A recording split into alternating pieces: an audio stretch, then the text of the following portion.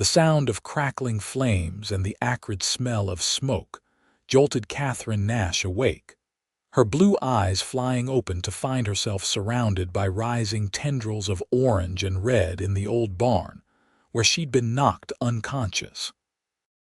Terror gripped her heart as she realized her hands were bound behind her back, and the wooden doors had been barred from the outside. Colorado Territory, 1876, was unforgiving to many, but Katherine never imagined her work as a schoolteacher would lead to this moment where death seemed so terrifyingly close. "Help!" she screamed, coughing as smoke filled her lungs. The flames were climbing higher along the dry wooden walls, hay bales igniting like kindling. "Somebody please help me!" The Jameson gang had been clear in their threats when they discovered she'd witnessed their bank robbery in Silver Creek. They dragged her from her small home behind the schoolhouse, knocked her senseless, and now left her to die in the abandoned Harper farm barn on the outskirts of town. The irony wasn't lost on her. She'd moved west for adventure and independence after her parents' passing, only to face death alone in a burning building. Katherine struggled to her feet, the rope cutting into her wrists as she stumbled toward the large barn doors, her dark brown hair falling from its pins as sweat beaded on her forehead. The smoke was getting thicker, making it harder to breathe with each passing second. "Is anybody out there?" she cried, her voice hoarse as she kicked at the door with her boot. The heat was becoming unbearable, her simple blue calico dress offering little protection from the rising temperature. Outside the barn, Henry Harrison rode fast along the dirt road leading back to town.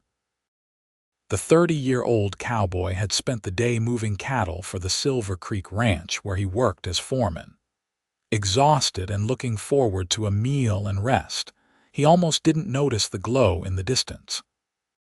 It took his brain a moment to process what his eyes were seeing: flames shooting up from the old Harper place, abandoned for nearly 2 years.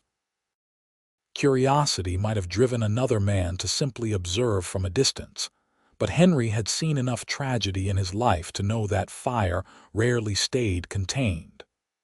With the dry summer they'd been having, a barn fire could easily spread to the grasslands and threaten the entire county. He spurred his horse toward the blaze, the strong bay responding immediately to his urgency. As he approached, he could make out the shape of the old barn, now half consumed by flames.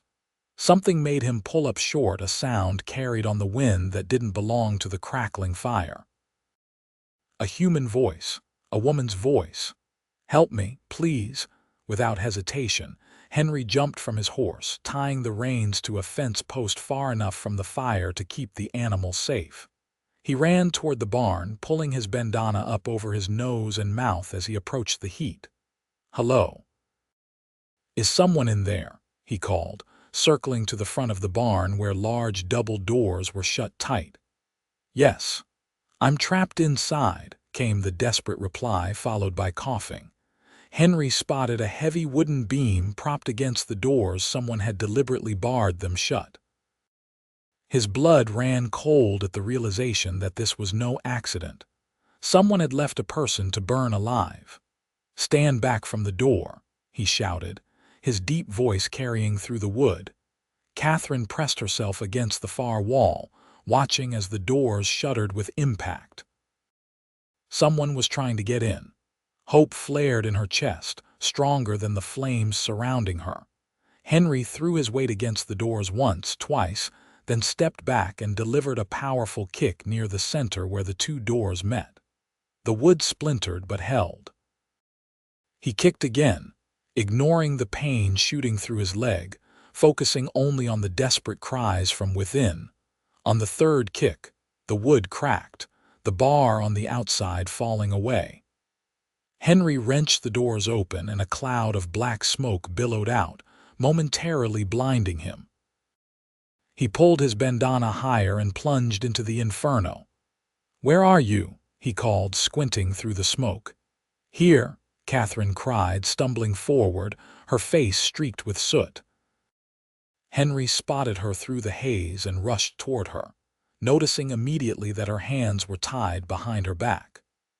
Without a word, he scooped her into his arms and carried her toward the door, ducking beneath a burning beam that crashed down just behind them. The fresh air hit Katherine's lungs like a blessing as they emerged from the burning structure. Henry didn't stop until they were a safe distance away, gently setting her down on the grass. "Are you hurt?" he asked, his voice rough from the smoke as he quickly pulled his knife from his belt and cut the ropes binding her wrists. "No, I don't think so," Katherine managed between coughs, rubbing her raw wrists. "Thank you. You saved my life." Henry knelt beside her, his green eyes searching her face with concern. He pulled his canteen from his belt and offered it to her. "Drink, slowly." Katherine took a small sip, the cool water soothing her parched throat. As her vision cleared, she got her first good look at her rescuer, tall and broad-shouldered, with sun-bronzed skin and light brown hair that curled slightly at the ends where it met his collar. A strong jaw covered with several days' worth of stubble framed a face that showed both hardness and kindness in equal measure. "I'm Henry Harrison," he said, glancing back at the barn which was now fully engulfed in flames. "Who are you, and who in God's name did this to you?" "Katherine Nash." "I'm the schoolteacher in Silver Creek," she replied, her voice steadier now. "The Jameson gang. I saw them robbing the bank yesterday. They said no one could identify them alive." Henry's expression darkened. "The Jamesons are trouble. They've been terrorizing these parts for months." He looked back at her with renewed concern. "They'll come looking for you when they discover you survived." Katherine's face paled. "What am I going to do? I have no family here, nowhere to go." "First, we need to get you to safety and have a doctor look at you," Henry said firmly, standing and offering his hand. "Then we'll figure out what to do about the Jamesons." Katherine took his hand, letting him pull her to her feet. A wave of dizziness washed over her and she swayed unsteadily. Without hesitation, Henry steadied her with a hand on her waist. "I've got you," he said softly. Their eyes met, and for a moment the crackling flames, the danger, everything else faded away. Something passed between them, a connection neither could explain. Then Katherine looked away, suddenly aware of how close they were standing. "My horse is over there," Henry said, gesturing toward where his bay was tied. "Can you ride?" "Yes," she nodded, straightening her singed dress. "I grew up riding in Pennsylvania." Henry led her to his horse, helping her mount before swinging up behind her. Katherine stiffened momentarily at the proximity, then relaxed as his arms came around her to take the reins. "Town's about 4 miles," he said, his breath warm against her ear. "Hold on." As they rode toward Silver Creek, Katherine found herself leaning back against Henry's chest, drawing strength from his solid presence. Her thoughts were a jumble of fear, gratitude, and confusion about what would happen next. But one thing was clear: this stranger had risked his life to save hers, and that meant something in a world where she'd felt so alone. "Thank you again," she said softly as the lights of town appeared in the distance. "Most men would have ridden past."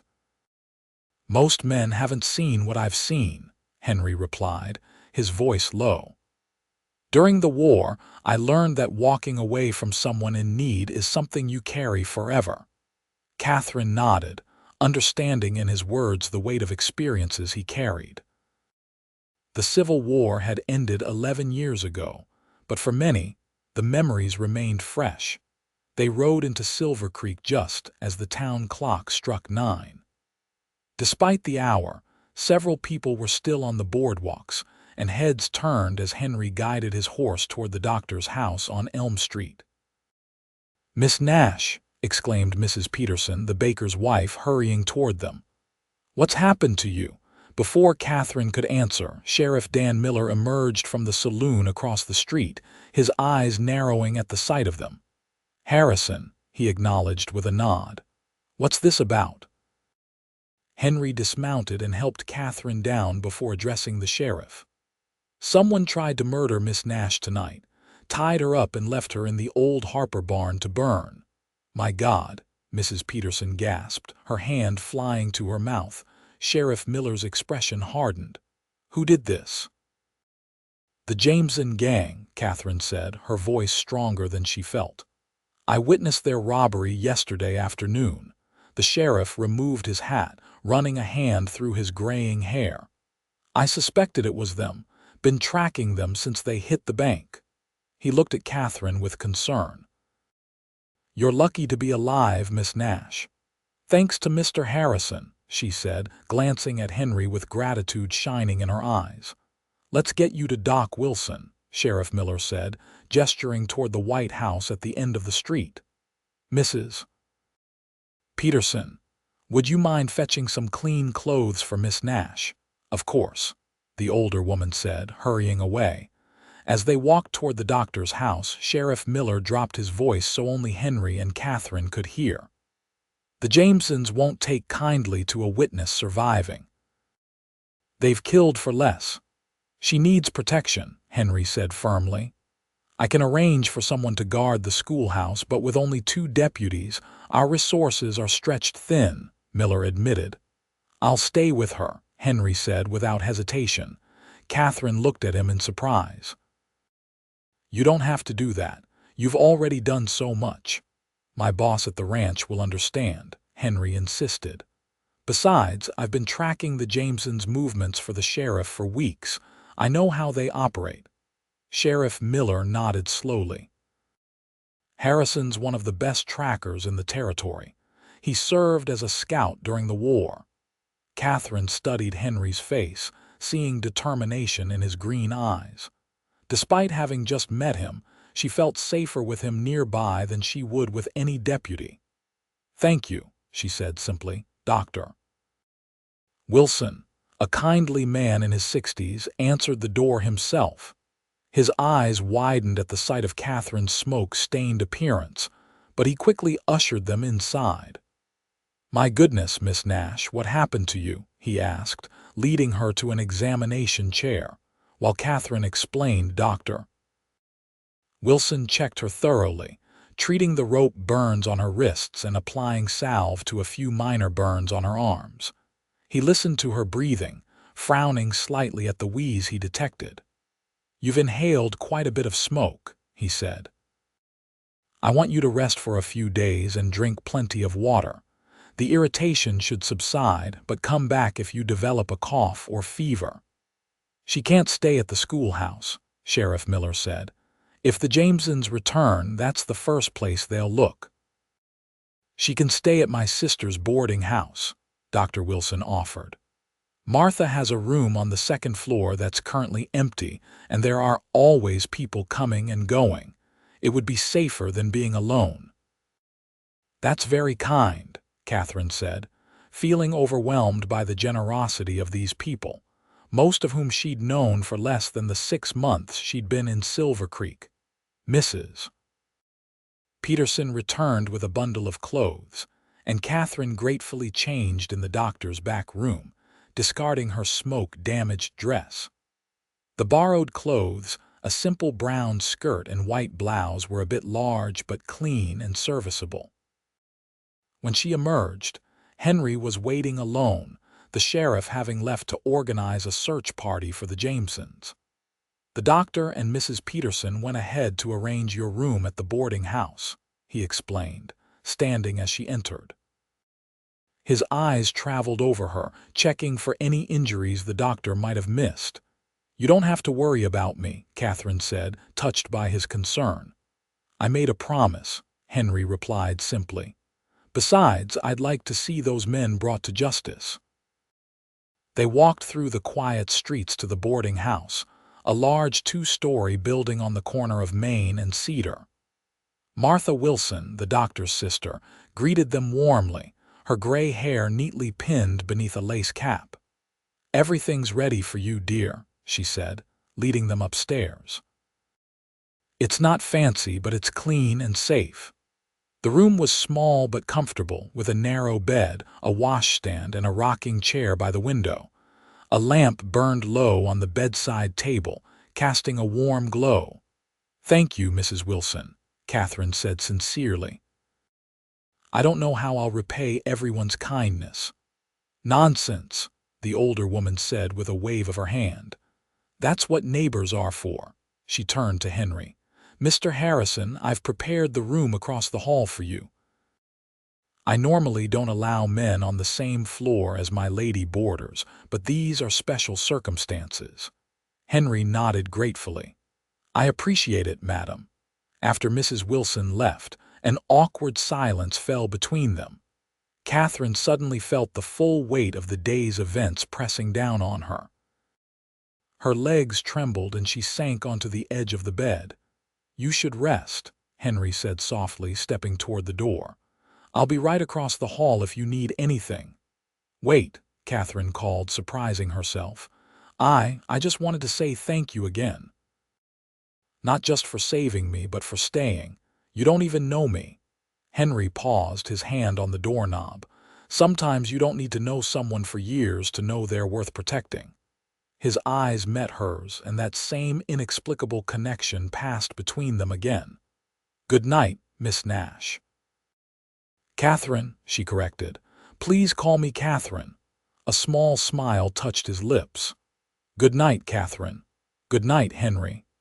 After he left, Katherine changed into the nightgown Mrs. Peterson had brought, washed her face in the basin, and climbed into bed.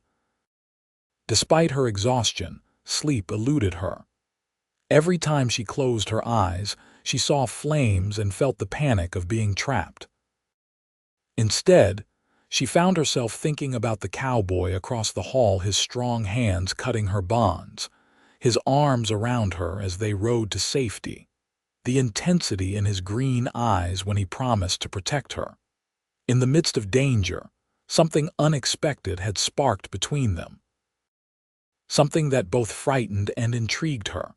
The following morning, Katherine woke to sunlight streaming through the curtains. For a moment, she was disoriented. Then the memories came flooding back: the barn, the fire, Henry. She sat up slowly, her throat still raw from the smoke. A knock at the door made her reach for the shawl Mrs. Peterson had included with the clothes. "Who is it?" she called. "It's Henry. Mrs. Wilson asked me to tell you breakfast is ready whenever you are."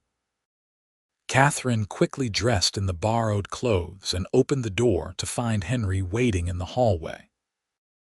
In the daylight, she could see him more clearly: the small scar above his right eyebrow, the crow's feet at the corners of his eyes that suggested he smiled often, despite the serious set of his mouth now.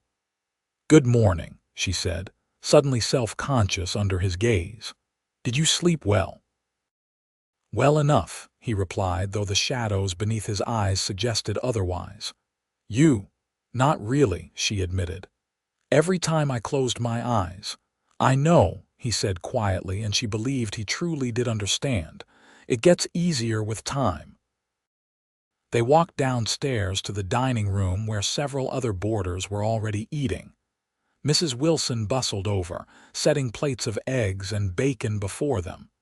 "Eat up," she encouraged. "You both need your strength." As they ate, Henry explained that Sheriff Miller and his deputies had ridden out at dawn to search for the Jameson gang.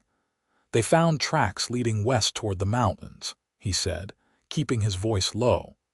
"Miller thinks they might be hiding out in one of the abandoned mining camps." "Will they find them?" Katherine asked, pushing her eggs around her plate. "Eventually," Henry said with conviction. "Men like that always make mistakes." After breakfast, Katherine insisted on checking on her small home behind the schoolhouse. Henry reluctantly agreed, but stayed close as they walked through town.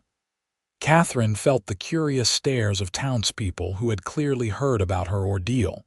Her little house was untouched, exactly as she'd left it before being abducted. The familiar surroundings brought both comfort and anxiety. This was her home, but it no longer felt safe. "I need to collect some personal items," she said, moving to her bedroom where she gathered a few clothes, a hairbrush, and the locket containing a picture of her parents. Henry waited in the main room, his eyes constantly scanning the windows, alert for any sign of danger. As Katherine emerged with her small bundle, his gaze softened. "You're handling this remarkably well," he observed. Katherine shook her head. "I'm terrified," she admitted. "But falling apart won't help." "It's still brave," he insisted. "Many would be bedridden with shock after what you experienced." Their eyes met, and Katherine felt her heart quicken. There was admiration in his gaze and something more that made her cheeks warm. The moment was interrupted by the sound of horses approaching. Henry immediately moved to the window, his hand going to the revolver at his hip. "It's Miller," he said with relief, dropping his hand. The sheriff dismounted in front of the schoolhouse, his expression grim as they stepped outside to meet him. "Any luck?" Henry asked. Sheriff Miller shook his head. "We followed their trail to Split Rock Canyon but lost it in the rocky terrain." He turned to Katherine. "I'm sorry, Miss Nash.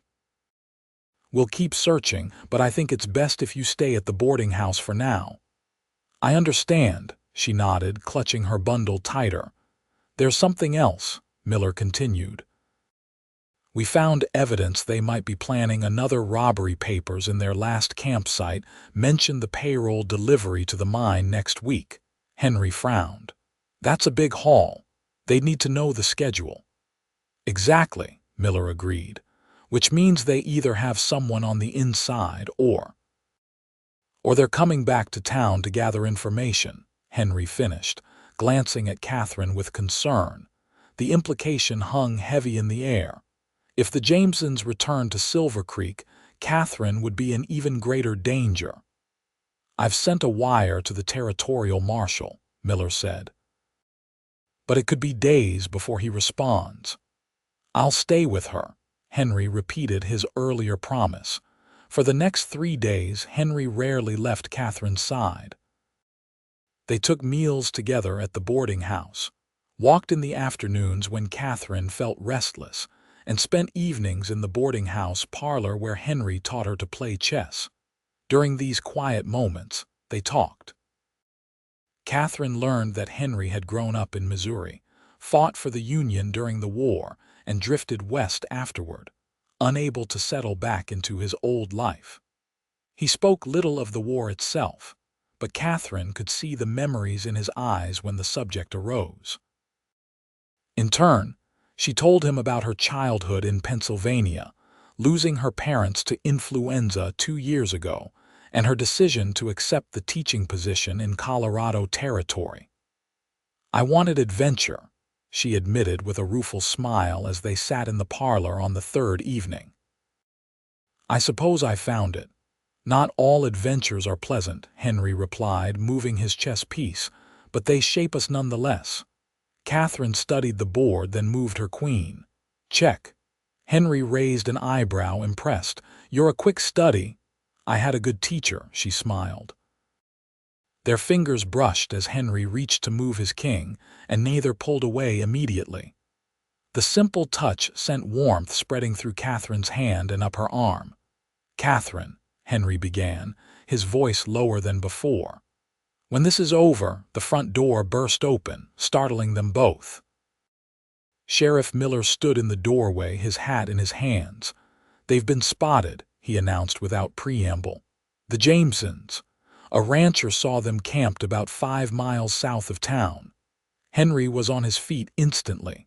"How many?" "All 4, Miller replied.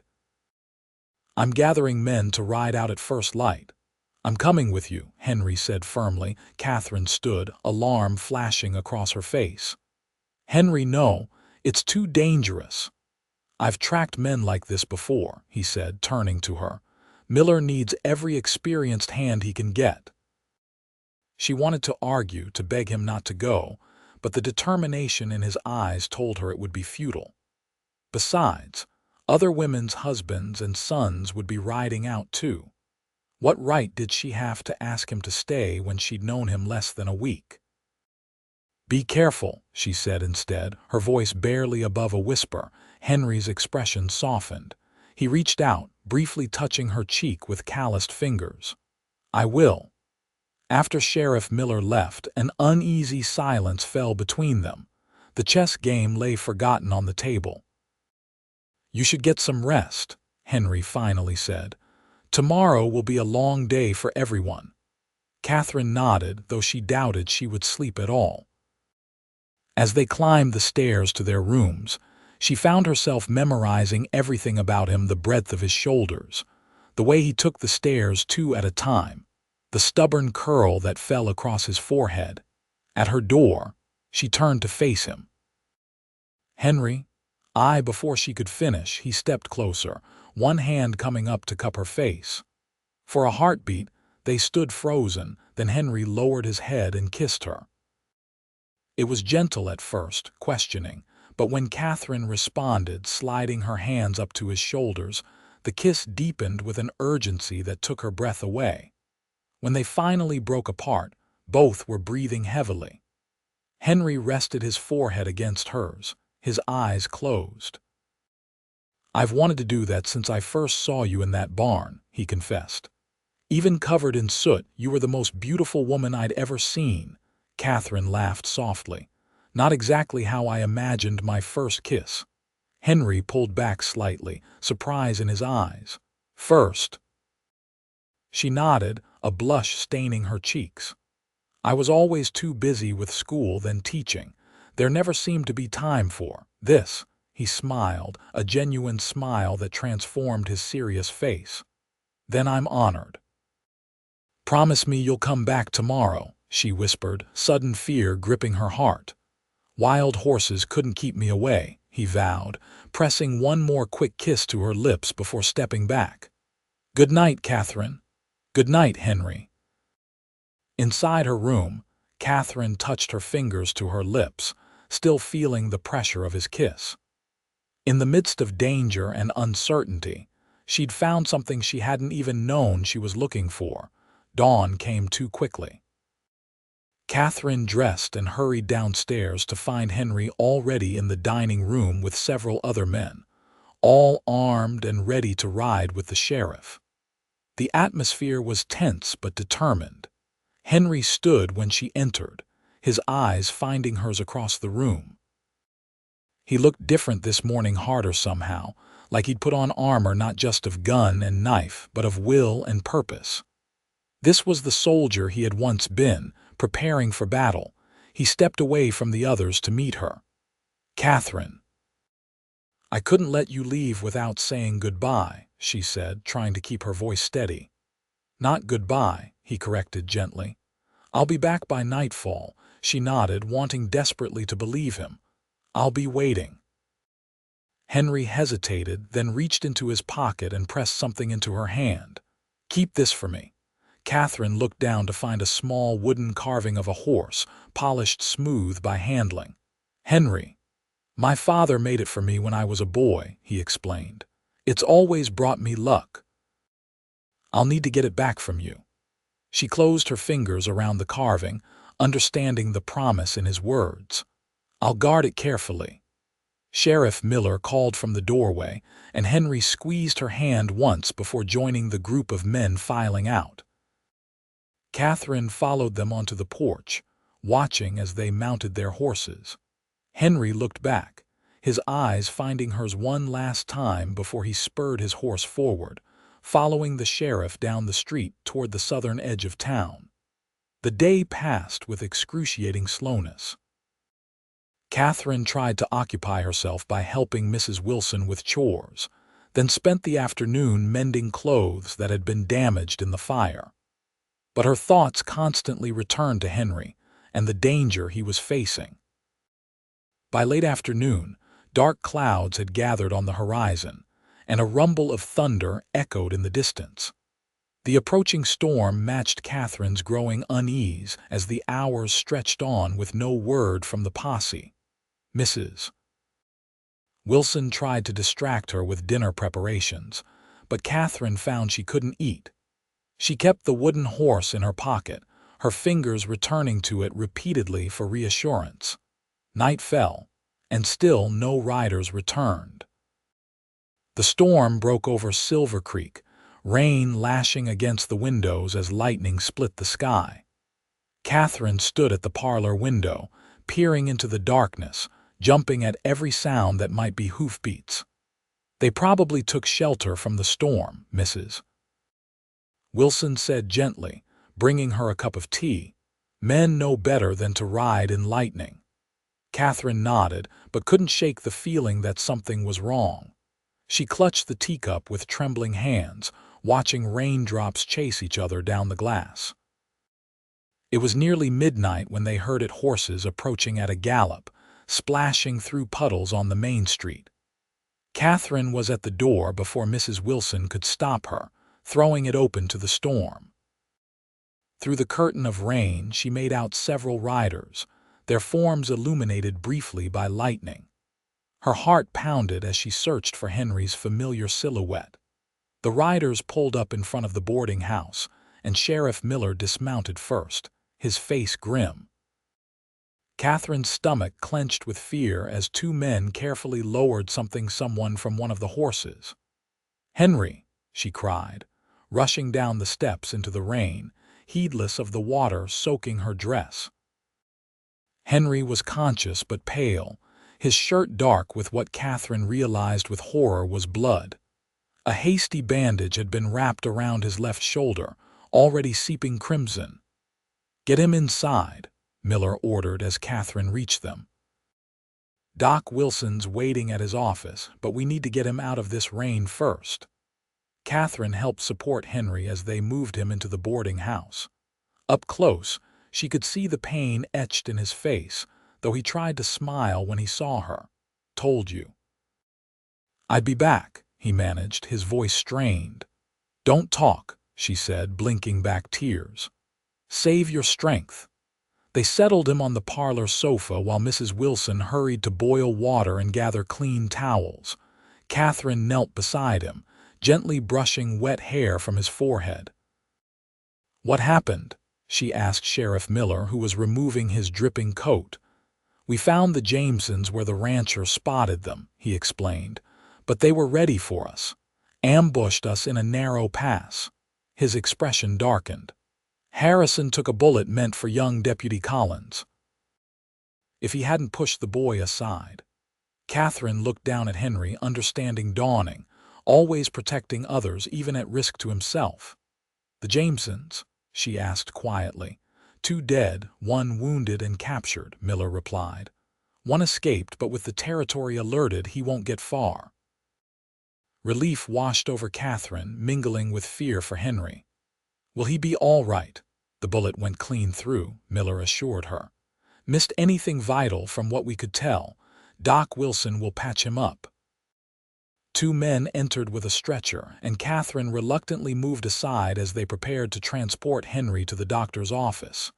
"Katherine," Henry called weakly, reaching for her hand. She took it, leaning close to hear him. "I'm here." "My lucky charm," he whispered. "Did it work?" Katherine pulled the wooden horse from her pocket, pressing it into his palm. "You came back to me." "Yes, it worked." He smiled, his eyes closing briefly in pain as the men lifted the stretcher. "Don't leave me," he murmured. "Never," she promised, following as they carried him out into the rain that had now softened to a gentle shower. At the doctor's office, Katherine waited anxiously while Dr. Wilson removed the bullet and stitched the wound. When she was finally allowed to see Henry, she found him sleeping, his shoulder heavily bandaged, his face peaceful in repose. "He'll recover," Dr. Wilson assured her, patting her shoulder. "He's strong and healthy. The bullet didn't hit anything vital. Can I stay with him?" she asked, already pulling a chair closer to the bed. The doctor nodded, understanding in his kind eyes. "Of course. Call me if he wakes or if anything changes."